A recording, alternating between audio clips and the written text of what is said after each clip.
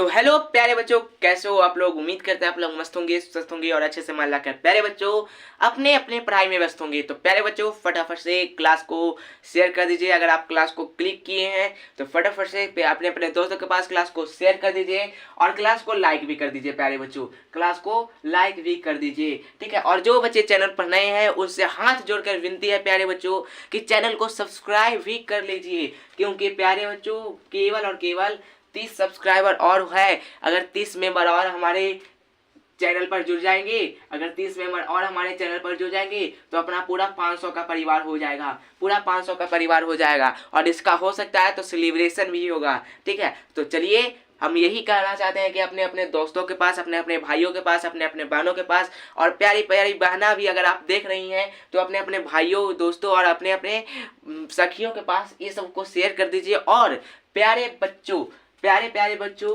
इस 30 सब्सक्राइबर को, 30 मेंबर को फटाफट से आप लोग जोड़ लीजिए, ठीक है। बस आपसे यही विनती करता हूं। और अगर ये जो ट्रिक मैं आज बताने जा रहा हूं संस्कृत में, और ये जो ट्रिक आपको याद हो जाए या फिर प्यारे बच्चों आपको समझ में आए तो आपका मन हो तो क्लास को लाइक कर दीजिएगा, ठीक है। तो चलिए स्टार्ट करते हैं। सबसे पहले तो हम आपको बता देना चाहते हैं प्यारे बच्चों, सबसे पहले तो हम आपको बता देना चाहते हैं कि संस्कृत में जब आप संस्कृत पढ़ रहे हैं, संस्कृत, तो संस्कृत में प्यारे बच्चों संस्कृत में कुल कितना चैप्टर है? 14 चैप्टर है। और 14 चैप्टर में से इसमें से 7 चैप्टर में लेखक का नाम है, लेखक हो या फिर कोई हो, कवि हो या कुछ हो, और 7 चैप्टर में लेखक का नाम नहीं है, ऐसे ही है, ठीक है। तो हम जितना मतलब कि लेखक का नाम हो सके उतना ही मैं उठाया हूँ, ठीक है। तो चलिए स्टार्ट करते हैं, लेट्स गो। और प्यारे बच्चों गौर से देखिएगा, इसे ध्यान से केवल इसे समझना है, कॉपी पे लिखना नहीं है। अगर आप ध्यान से समझेंगे, अपना दिमाग अगर आप फोकस रखेंगे तो आपको 100% याद हो जाएगा, ठीक है। तो चलिए सबसे पहला करा है मंगलम पाठ, ठीक है। आपके चैप्टर 1 में मंगलम पाठ होगा। तो मंगलम पाठ का जो लेखक है महर्षि वेदव्यास है। तो हम इसको याद कैसे करेंगे, यही है कि हम इसको याद कैसे करेंगे। तो देखिए जो मंगलम है, मंगलम हमेशा कौन कहते हैं आपको पता है? बताइए, मंगलम हमेशा कौन कहते हैं कि सदा मंगलम हो। सदा मंगलम का मतलब होता है शुभ या कल्याणकारी। तो मंगलम हमेशा कौन कहते हैं? सर मंगलम हमेशा जो होते हैं ना साधु लोग, संत लोग, वो हमेशा कहते हैं सदा मंगलम हो। तो साधु लोग जो संत लोग हैं वो बाबू अपने सिर के ऊपर, मान लीजिए एक ट्रिक है, वो बाबू क्या पढ़ते हैं? वेद पढ़ते हैं। तो वो वेद कैसे पढ़ते हैं? सर वो वेद ऐसे पढ़ते हैं, 1 मिनट हम आपको दिखाते हैं, 1 मिनट रुकिए। देखिए वो जो मतलब कि है, जो है वो लोग साधु लोग जो हैं वो सब मतलब कि मंगलम कहते हैं। और वो अपने सिर पर क्या मतलब कि वो सब वेद कैसे पढ़ते हैं? अपने सिर पर रखकर, ऐसे अपने सिर पर रखकर वेद पढ़ रहे हैं, वेद पढ़ रहे हैं, ठीक है। तो अपने सिर पर रखकर वेद पढ़ते हैं। तो यानी कि इसके जो लेखक हो जाएंगे महर्षि वेद व्यास हो जाएंगे, ठीक है। महर्षि वेद व्यास हो जाएंगे। मंगलम कौन कहते हैं? साधु लोग, और अपने सिर पर रखकर वेद पढ़ते हैं, तो इसके लेखक महर्षि वेद व्यास हो जाएंगे। उसके बाद फिर हम कहना चाहते हैं, दूसरा कह रहा है आलस कथा। आलस कथा आपको पता होगा प्यारे बच्चों कि आलसियों को कभी कथा नहीं होती है ना। आलसियों को मतलब कि देखिए आलसी कभी कथा सुनना नहीं चाहते हैं, ठीक है। और आलसी हमेशा बाबू क्या आलसियों को विद्या होती है? क्या आलसियों की विद्या आती है? इसके लेखक कौन है? विद्यापति है। तो इसको याद करेंगे ऐसे कि जो आलसी है, आलस कथा यानी कि जो आलसी है उनको विद्या नहीं होती है, तो इसलिए इसके लेखक विद्यापति हो जाएंगे। आलसी है उसको विद्या नहीं होती है, इसलिए इसके लेखक विद्यापति हो जाएंगे, इसके लेखक विद्यापति हो जाएंगे। उसके बाद फिर कह रहे हैं कर्णस्य दान वीरता, ठीक है। इसके लेखक हैं महर्षि भास। देखिए जो कर्ण से दान वीरता, इसमें कर्ण के बारे में कहा गया है। कर्ण से दान वीरता यानी कि कर्ण के बारे में कहा गया है। तो कर्ण हमेशा दान देना, ठीक है, कर्ण हमेशा दान देना चाहता था। और कर्ण सभी को, या अमीर हो या गरीब हो, सभी को कर्ण दान देता था, ठीक है। तब कर्ण सभी को दान देता था। तो एक दिन क्या हुआ ना, उसको दान देना भार पड़ गया, दान देने में पूरा एकदम भार पड़ गया, भार पड़ने लगा दान देने में, ठीक है। उसको दान देने में भार पड़ने लगा। हम ऐसे नहीं कर रहे मजाक, मतलब कि ये मजाक केवल है, ठीक है। हम केवल ट्रिक आपको बता रहे हैं। तो ट्रिक है कि जो कर्ण है, ऐसे याद करिए, जो एक कर्ण नाम का लड़का है और वो लड़का हमेशा दान देता था। हम सूर्यपुत्र कर्ण की बात नहीं कर रहे, ना बाबा ना ना, उनको कभी भी भार नहीं पड़ता है दान देने में। वो तो अपना कवच और कुंडल निकाल कर दे दिए थे, है ना। तो वो कितने महान दानी हैं अब आपको पता ही होगा। तो देखिए एक लड़का है जिसका नाम कर्ण है, लड़का का भी नाम कर्ण होता है, हाँ। तो वो लड़का है, कर्ण है, और उसको दान देने का बहुत ज़्यादा शौक है ना, बहुत ज़्यादा शौक है दान देने का। और एक दिन क्या हुआ ना, उसको भार पड़ने लगा दान देने में। एक बूढ़ा आदमी था, कहा बाबू हमको ये चाहिए, तब उसको भार पड़ने लगा देने में दान। तो यानी कि इसका जो लेखक होगा यहाँ पर भार से यानी कि याद रखना भास, ठीक है, भार से याद रखना भास, तो यानी कि महर्षि भास, इसके लेखक महर्षि भास हो जाएंगे। कर्ण से दान वीरता के लेखक महर्षि भास हो जाएंगे। अब उसके बाद आता है व्याघ्रपथिक कथा, याद रखिएगा, फिर हम बीच में पूछेंगे भी। व्याघ्रपथिक कथा, व्याघ्रपथिक कथा, व्याघ्रपथिक कथा, यानी कि व्याघ्र मतलब क्या होता है आपको पता है? व्याघ्र मतलब होता है वाघ, वाघ, व्याघ्र मतलब होता है क्या? बाघ। और इसके जो लेखक है नारायण पंडित है, ठीक है। तो देखिए जो मतलब व्याघ्रपथिक कथा कर रहा है, व्याघ्रपथिक कथा, तो ये देखिए जो व्याघ्र मतलब क्या होता है बाबू? बाघ होता है, व्याघ्र मतलब बाघ होता है। तो ये जो बाघ है बाबू, ये जो बाघ है, ये जो बाघ पंडित था, ठीक है, जो ये बाघ है कोची था? पंडित था सर, पंडित।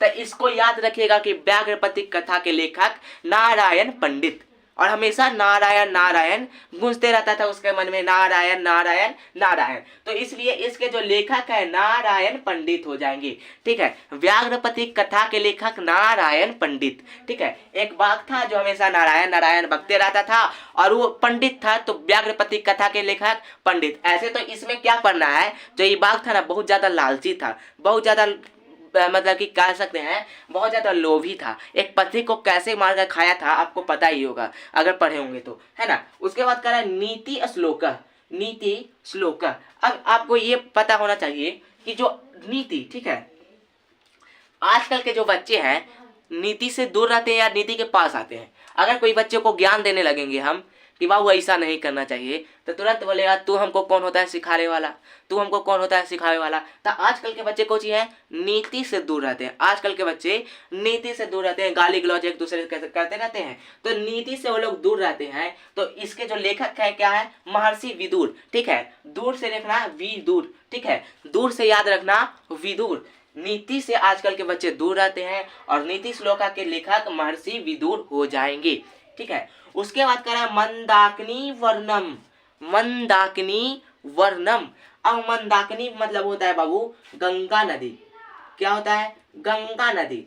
मंदाकिनी वर्णम यानी कि मंदाकिनी मतलब होता है गंगा नदी, इसको हम हिंदी में कहें तो मंदाकिनी मतलब होता है गंगा नदी, ठीक है। तो गंगा नदी होता है मंदाकिनी मतलब। तो यहाँ पर जब गंगा नदी में स्नान कैसे करते हैं ऋषि लोग, इसके जो लेखक है महर्षि वाल्मीकि है। तो आपको ये बताइए आप कि जो नदी है, ठीक है, जो नदी है, तो यहाँ पर गंगा नदी में स्नान कैसे करते हैं ऋषि लोग? सर गंगा नदी में स्नान ऐसे करते हैं, देखिए मतलब कि गंगा नदी में सभी लोग जो ऋषि लोग होते हैं वो स्नान करते हैं, मतलब कि बाल खोलकर स्नान करते हैं, बाल खोलकर, उनके बड़ा बड़ा जटा रहता है तो जटा को खोलकर ही ना स्नान करेंगे बाबू। हाँ सर, जटा को खोलकर ही स्नान करेंगे। तो इसके जो मंदाकिनी वर्णम, मंदाकिनी वर्णम के जो लेखक हो जाएंगे वो हो जाएंगे वाल्मीकि, वाल्मीकि, ठीक है। बाल खोलकर नहाएंगे महर्षि लोग, ठीक है ना, साधु संत लोग बाल खोलकर गंगा नदी में नहाएंगे। तो बाल यानी कि वाल्मीकि क्या हो जाएंगे? वाल्मीकि, वाल्मीकि। अब एक और लास्ट है, आपको ध्यान रखना है भारत महिमा। भारत महिमा हमारे संस्कृत बुक में चैप्टर नंबर 5 है, भारत महिमा हमारे संस्कृत बुक में चैप्टर नंबर 5 है। तो देखिए यहाँ से आप अच्छे से देखिएगा, यहाँ से बाबू आपका 1 से 2 नंबर कंफर्म हो जाता है। ऑब्जेक्टिव में देता है या सब्जेक्टिव में भी कोई कोई दे देता है, ठीक है। तो 1 से 2 नंबर आपका कंफर्म है अगर आप अच्छे ढंग से अगर आप तैयारी करते हैं, अच्छे ढंग से अगर आप इसे देखते हैं तो 1 से 2 नंबर आपका पक्का है, ठीक है। तो यहाँ पे कह रहा है भारत माता, क्या, सॉरी, भारत महिमा, भारत महिमा। तो भारत में पहले लोग क्या पढ़ते थे पता है? पहले भारत में लोग क्या पढ़ते थे सर? पहले क्या, आजकल के लोग जब पढ़ रहे हैं SST, geography, Hindi, biology, math, arts, commerce, ये सब क्या ये सब पढ़ते थे पहले भारत में? नहीं सर, ये सब नहीं पढ़ते थे। सब पहले भारत में पढ़ते थे वेद पढ़ते थे सर, पहले लोग भारत में क्या पढ़ते थे, वेद पढ़ते थे। तो वेद पढ़ते थे यानी कि वेद सब पढ़ते थे। वेद कितने हैं आपको पता होगा। हाँ सर, वेद की संख्या टोटल 4 है। कौन कौन वेद है सर? पहला है ऋग्वेद, अर्थवेद, यजुर्वेद, सामवेद, 4 वेद है। तो चारों वेद पहले लोग वेद पढ़ते थे और वेद पढ़कर ही अपने घर वापस जाते थे, शिक्षा लेते थे। तो यानी कि भारत महिमा यानी कि गाने का मतलब भारत के लोग पहले वेद पढ़ते थे और वेद से याद रखना है महर्षि वेद व्यास भारत महिमा के लेखक हैं। याद हो गया? अगर याद हो गया तो प्यारे बच्चों कमेंट बॉक्स में यस लिखे कि यस सर हमें याद हो गया। फिर से हम देखते हैं, फिर से हम एक बार और दोहरा देते हैं। सबसे पहला करा है सबसे पहला करा है बाबू मंगलम पाठ। तो मंगलम तो जो मतलब कि महर्षि होते हैं, ठीक है, जो महर्षि होते हैं वो हमेशा मंगलम कहते हैं कि सदा आप खुशी रहो बाबू, सदा खुशी रहो मैया, ठीक है। तो मंगलम हमेशा कहते हैं, ठीक है। और जो महर्षि लोग होते हैं वो वेद कैसे पढ़ते हैं, एक ट्रिक बस आपको हम कह रहे हैं ट्रिक याद रखने के लिए। तो वो वेद मतलब कि मान लीजिए वो वेद कैसे पढ़ते हैं, सिर पर रखकर वेद पढ़ते हैं। तो वेद पढ़ते हैं जब सिर पर रखकर, तब वेद से, ठीक है, वेद पढ़ते हैं सिर पर रखकर, तो वेद से याद रखना है महर्षि वेद व्यास मंगलम पाठ के लेखक हो गए। उसके बाद आलस कथा। आलस कथा, आलस मतलब आलसी, एकदम लेजी, मतलब कि एकदम जे काम हम करने जा रहे हैं, हम आज मैथ बनावे जा रहे हैं ना, हमको से ना बनेगा आज मैथ, काहे हम आज बनाए, छोड़ देते हैं कल बनाएंगे। फिर कल उठे, अभी बड़ी टाइम है परीक्षा में, बनेगा ना मैथ, कल बनेगा, ठीक है छोड़ दो। फिर उसके बाद अगर संस्कृत याद करे गए, अभी बड़ी टाइम है संस्कृत कुछ है, तो ये है आलसी। और ओकरों से ज्यादा आलसी के बारे में इस कथा में पढ़ना है, ठीक है ना। तो आलसी आलस कथा यानी कि आलसियों को कभी विद्या नहीं आती है, देखेंगे तो आलसियों की कभी विद्या नहीं आती है। तो इसके लेखक विद्या यानी कि विद्यापति, इसके लेखक विद्यापति। उसके बाद आता है कर्णस्य दानवीरता। तो कर्णस्य दानवीरता के बारे में हम क्या बताएं सर? कर्णस्य दानवीरता के बारे में देखो हम एक बार फिर से दोहरा दे रहे हैं। कर्णस्य दानवीरता के बारे में आप यही बताएं कि यानी कि जो कर्ण, एक कर्ण नाम का लड़का था सर, और कर्ण नाम का लड़का दूसरा के दान दे रहा था, ठीक है, दूसरा के दान देता था, इसी 2-4 को लड़कन के चॉकलेट दे जाता था, फुसलाता रहता था, चलो ये दान हो गया। और एक दिन क्या हुआ ना, एक वो बूढ़ा आदमी आया और वो लड़का से खाना मांग लिया, और खाना मांगे में उसको पड़ गया भार, ठीक है, उसको भार पड़ने लगा कि हम खाना नहीं देंगे। तो भार से याद रखिएगा महर्षि भास इसके लेखक हैं। उसके बाद व्याघ्रपति कथा, जो बाघ था सर वो पंडित था और नारायण वक्ता था, तो इसलिए व्याघ्रपति कथा के लेखक नारायण पंडित। उसके बाद नीति श्लोक। आजकल के जो बच्चे होते हैं सर नीति से हमेशा दूर रहते हैं सर, हमेशा दूर। उनको जब अच्छा सिखाते हैं ना सर तो वो लोग एकदम अच्छा से नहीं सीखते हैं। तो दूर यानी कि दूर से आप लोग याद रखना विदुर, महर्षि विदुर नीति श्लोक के लेखक हैं। उसके बाद मंदाकिनी वर्णम सर। तो मंदाकिनी वर्णम कहने का मतलब क्या होता है सर? सर मंदाकिनी वर्णम कहने का मतलब, मंदाकिनी का हिंदी होता है सर गंगा नदी। और गंगा नदी में लोग कैसे नहाते हैं? लोग कैसे नहाते हैं सर? गंगा नदी जो महर्षि लोग हैं, महर्षि लोग बाल खोलकर नहाते हैं, क्योंकि ऋषि लोगों का बाल बहुत बड़ा बड़ा रहता है, तो बाल खोलकर नहाते हैं। तो बाल से लिखना याद वाल्मीकि, मंदाकिनी वर्णम के लेखक वाल्मीकि। और एक और लास्ट है भारत महिमा। भारत महिमा यानी कि भारत महिमा कहने का मतलब, भारत में पहले क्या पढ़ते थे पता है आपको? भारत में लोग पहले वेद पढ़ते थे। आजकल के युग में फिजिक्स केमिस्ट्री ये सब पढ़ रहे हैं, तो पहले भारत में वेद पढ़ते थे। तो यानी कि भारत महिमा वेद से याद रखना, महर्षि वेद व्यास भारत महिमा के लेखक है। अगर आपको यह वीडियो अच्छा लगा हो तो आप लोग क्लास को हो सके तो लाइक कर दीजिए और क्लास को अपने अपने दोस्तों के पास भी शेयर कर दीजिए ताकि वो इसे देख पाए, है ना। तो ठीक है, फिर मिलते हैं, आपसे अभी विदा लेते हैं, फिर मिलते हैं अगली क्लास में। तब तक के लिए हंसते रहिए, पढ़ते रहिए, मुस्कुराते रहिए। बाय बच्चों।